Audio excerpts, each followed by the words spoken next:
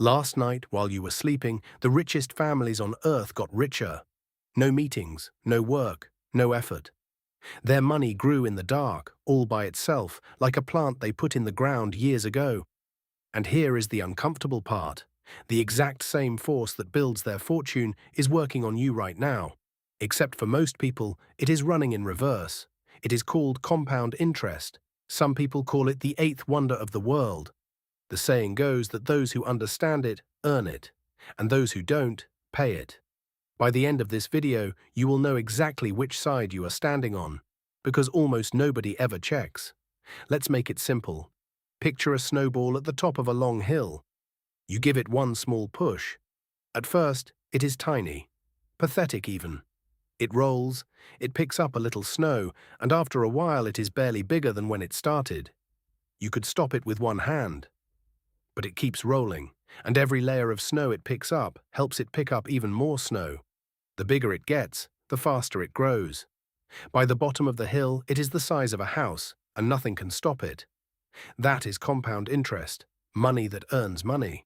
And then that new money earns money too. Here is the famous question. Would you rather have $1 million today or one penny that doubles every day for 30 days? Most people grab the million. Big mistake, because that penny becomes 2 pennies, then 4, then 8. After 10 days, you have about $5. Embarrassing. After 20 days, around 5,000. Still way behind. But then the curve goes vertical. By day 30, that single penny has become more than $5 million. The last few days created almost all of it. And inside that little story hides the most important lesson about money you will ever learn. The growth is backloaded. The beginning feels like nothing, the end feels like magic, and the only thing standing between nothing and magic is time.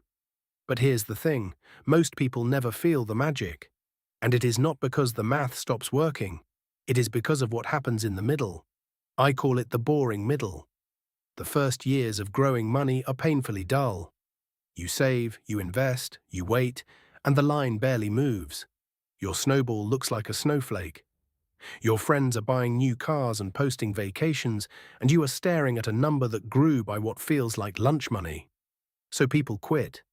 They quit in the flat part of the curve, the part that exists purely to test you.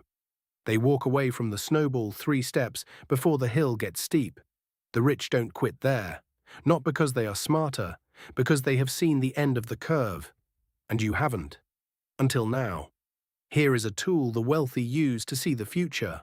It is called the Rule of 72, and it is simple enough to do on a napkin. Take the number 72, divide it by the yearly growth rate of anything.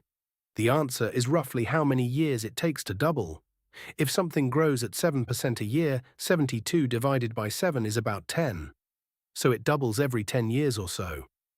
Which means it is not just growing, it is doubling. And then doubling again, each double bigger than everything that came before it. Now flip the napkin over, because this is where the video gets uncomfortable. That credit card in your pocket, many of them charge over 20% a year. Run the rule. 72 divided by 24 is 3. 3 years for that debt to double. While your savings might double once a decade, your debt can double 3 times in the same stretch. Same force, same math, opposite direction. When you carry expensive debt, you are not standing outside the game of compound interest. You are inside it. You are the snowball, rolling downhill. For someone else, this is what banks understood centuries ago. They are not in the business of lending money. They are in the business of planting it. Every minimum payment you make is them harvesting a field they planted in your name. The rich earn compound interest. The broke pay it. The middle class do both at once and wonder why they never move. So let me give you the playbook, not stock tips, not crypto. Just the order of operations that puts the math on your side. Step 1. Get off the paying side first. Killing a debt that costs you 20% a year is the same as earning 20%. Guaranteed, tax-free, no luck required. There is no investment on earth that reliably beats destroying your own expensive debt. Picture it as turning your snowball around so it finally rolls in your direction. Step 2. Start now, even if it is embarrassingly small. This is the step people get wrong because they think the amount is what matters. It is not. Time is the magic ingredient, and time is the one thing you cannot buy more of later. A small amount started today beats a big amount started someday. Someday is where snowballs go to melt.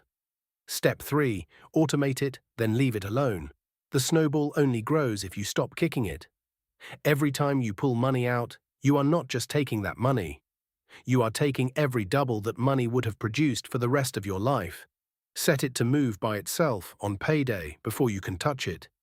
Your willpower is not the plan. The system is the plan. Step 4. Make peace with the boring middle. Print the curve if you have to. Flat, flat, flat, then vertical. The years where nothing seems to happen are not the failure. They are the price of admission.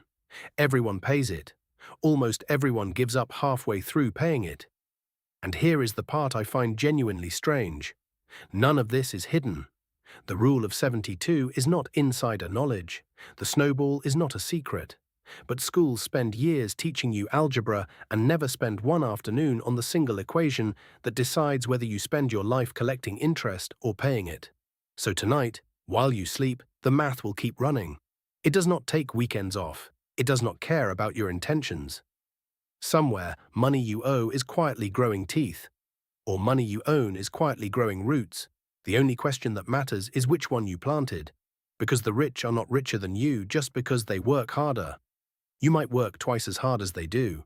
They are richer because their money works the night shift. Yours could too. The hill is right there. The snowball is in your hands, and the best day to push it was years ago. The second best day is the next time you get paid. But before you go push it, a warning. Knowing the math is not enough, because there is something inside your own head that fights this plan every single day, and it wins far more often than it loses. Being broke is not just a number in your account, it is a state of mind that protects itself. That is the next story.